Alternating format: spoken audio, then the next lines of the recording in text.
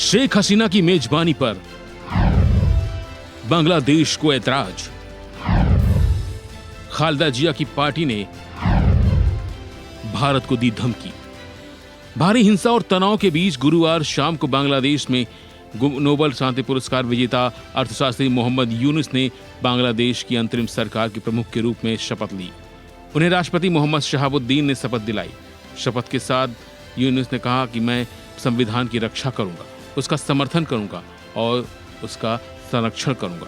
यानी पिछले कई दिनों से चल रही उठापटक के बीच बांग्लादेश में सियासत अब पटरी पर आती दिख रही है।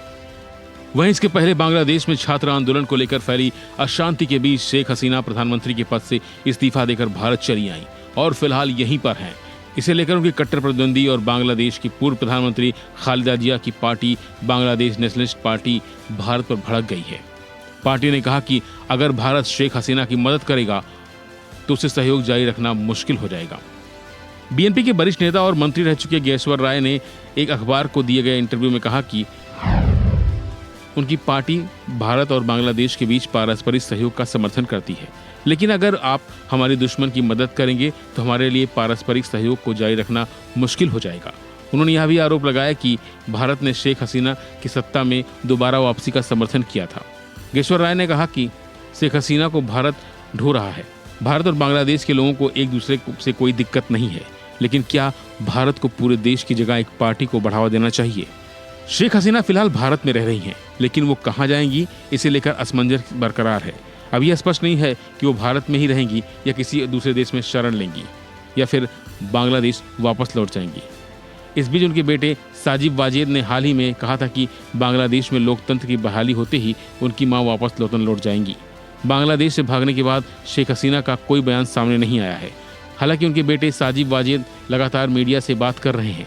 उन्होंने अपनी मां की सुरक्षा करने के लिए भारत सरकार का धन्यवाद किया है और प्रधानमंत्री मोदी के प्रति अपनी कृतज्ञता व्यक्त की है।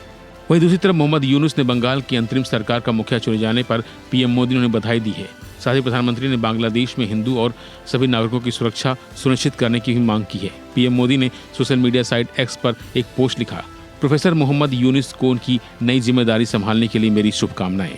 हम उम्मीद करते हैं कि हिंदुओं और अन्य सभी अल्पसंख्यक समुदायों की सुरक्षा सुनिश्चित की जाएगी और स्थिति जल्द से जल्द सामान्य होगी। भारत शांति, सुरक्षा और विकास के लिए दोनों देशों के लोगों की साझा आकांक्षाओं को पूरा करने की खातिर बांग्लादेश के साथ काम करने के लिए प्रतिबद्ध है। फिलहाल शेख हसीना को भारत ने शरण दे रखी है, लेकिन जिस तरह से खालिदा जिया की पार्टी ने संदेश दिया है उससे तो साफ है कि अगर शेख हसीना भारत में रहीं तो आगे आने वाले दिनों में इस पर बवाल होना तय है। फिलहाल के लिए बस इतना ही। बाकी अपडेट के लिए बने रहिए वन इंडिया हिंदी के साथ।